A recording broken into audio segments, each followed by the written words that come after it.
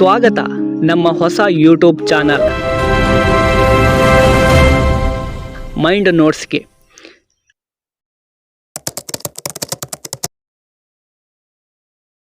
ಇವತ್ತು ನಾವು ಮಾತನಾಡೋದು ನಮ್ಮ ಕನ್ನಡಿಗರ ದೊಡ್ಡ ಹಬ್ಬಗಳಲ್ಲಿ ಒಂದಾದ ಯುಗಾದಿ ಹಬ್ಬದ ಬಗ್ಗೆ.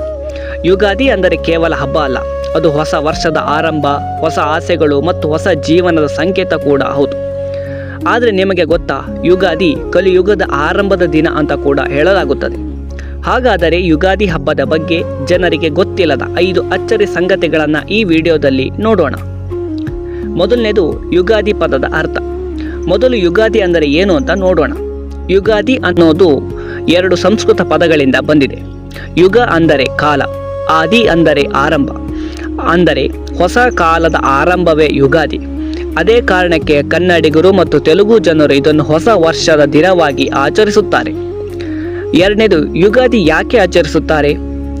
ಪುರಾಣಗಳ ಪ್ರಕಾರ ಬ್ರಹ್ಮದೇವರು ಸೃಷ್ಟಿಯನ್ನು ಆರಂಭಿಸಿದ ದಿನವೇ ಯುಗಾದಿ ಅಂತ ಹೇಳುತ್ತಾರೆ. ಆ ಕಾರಣಕ್ಕೆ ಈ ದಿನವನ್ನು ಹೊಸ ವರ್ಷ ಮತ್ತು ಹೊಸ ಆರಂಭದ ಸಂಕೇತವಾಗಿ ಆಚರಿಸುತ್ತಾರೆ. ಮೂರನೇದು, ಯುಗಾದಿ ಹಬ್ಬಕ್ಕೆ ಏನು ಮಾಡುತ್ತಾರೆ? ಯುಗಾದಿಗೆ ಮನೆ ಸ್ವಚ್ಛ ಮಾಡುವುದು. ಇನ್ನು ಯುಗಾದಿ ಹಬ್ಬದ ದಿನ ಎಣ್ಣೆ ಸ್ನಾನ ಮಾಡುವುದು, ಹೊಸ ಬಟ್ಟೆ ಹಾಕುವುದು, ದೇವರಿಗೆ ಪೂಜೆ ಮಾಡುವುದು, ಇದರ ಜೊತೆಗೆ ಮನೆಯ ಬಾಗಿಲಿಗೆ ಮಾವಿನ ತೋರಣ ಕಟ್ಟುವುದು.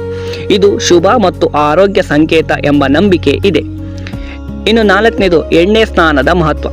ಯುಗಾದಿ ದಿನ ಬೆಳಿಗ್ಗೆ ಎಣ್ಣೆ ಹಚ್ಚಿಕೊಂಡು ಸ್ನಾನ ಮಾಡುವುದು ಒಂದು ಸಂಪ್ರದಾಯ. ಇದನ್ನು ಅಭ್ಯಂಜನ ಸ್ನಾನ ಅಂತ ಕರೆಯುತ್ತಾರೆ. ಶಾಸ್ತ್ರಗಳ ಪ್ರಕಾರ ಈ ದಿನ ಎಣ್ಣೆಯಲ್ಲಿ ಮಹಾಲಕ್ಷ್ಮಿ ಮತ್ತು ನೀರಿನಲ್ಲಿ ಗಂಗಾ ಮಾತೆ ನೆಲೆಸಿರುತ್ತಾರೆ ಎಂಬ ನಂಬಿಕೆ ಇದೆ. ಆದ್ದರಿಂದ ಈ ಸ್ನಾನ ಮಾಡಿದರೆ ದೇಹಕ್ಕೆ ಹಾಗೂ ಮನಸ್ಸಿಗೆ ಹೊಸ ಚೈತನ್ಯ ಸಿಗುತ್ತದೆ ಅಂತ ಹೇಳುತ್ತಾರೆ. ಇನ್ನು 5ನೇದು, ಹೊಸ ಯುಗದ ಆರಂಭ. ಇನ್ನೊಂದು ಆಸಕ್ತಿಕರ ಸಂಗತಿ ಏನೆಂದರೆ, ಪುರಾಣಗಳ ಪ್ರಕಾರ ಶ್ರೀಕೃಷ್ಣನು ಭೂಮಿಯನ್ನು ತೊರೆದ ನಂತರ, ಅಂದರೆ ಸ್ವರ್ಗಾರೋಹಣದ ನಂತರ ಕಲಿಯುಗ ಆರಂಭವಾಯಿತು ಅಂತ ಹೇಳುತ್ತಾರೆ. ಆ ದಿನವೂ ಸಹ ಯುಗಾದಿಯೇ ಆಗಿತ್ತು ಅಂತ ನಂಬಿಕೆ ಇದೆ. ಆದ್ದರಿಂದ ಯುಗಾದಿ ಅಂದರೆ ಕೇವಲ ಹೊಸ ವರ್ಷ ಅಲ್ಲ, ಅದು ಹೊಸ ಯುಗದ ಆರಂಭವನ್ನು ಸೂಚಿಸುವ ದಿನ. ಸ್ನೇಹಿತರೆ, ಈ ರೀತಿ ಯುಗಾದಿ ಹಬ್ಬ ನಮ್ಮ ಸಂಸ್ಕೃತಿ ಮತ್ತು ಜೀವನದ ತತ್ವವನ್ನು ಹೇಳುವ ಒಂದು ಮಹತ್ವವಾದ ಹಬ್ಬವಾಗಿದೆ. ಇದು ಮೈಂಡ್ ನೋಟ್ಸ್ ಚಾನಲಿನ ಮೊದಲನೇ ವಿಡಿಯೋ. ಮುಂದೆ ಇನ್ನೂ ಹಲವಾರು ಆಸಕ್ತಿಕರ ವಿಷಯಗಳು ತಿಳಿದುಕೊಳ್ಳಲು ನಮ್ಮ ಚಾನಲನ್ನು ಸಬ್ಸ್ಕ್ರೈಬ್ ಮಾಡೋದನ್ನು ಮರಿಬೇಡಿ. ಈ ವಿಡಿಯೋ ನಿಮಗೆ ಇಷ್ಟವಾದರೆ ಲೈಕ್ ಮಾಡಿ, ತುಂಬ ಇಷ್ಟವಾದರೆ ನಿಮ್ಮ ಸ್ನೇಹಿತರ ಜೊತೆ ಶೇರ್ ಮಾಡಿ. ಎಲ್ಲರಿಗೂ ಯುಗಾದಿ ಹಬ್ಬದ ಹಾರ್ದಿಕ ಶುಭಾಶಯಗಳು.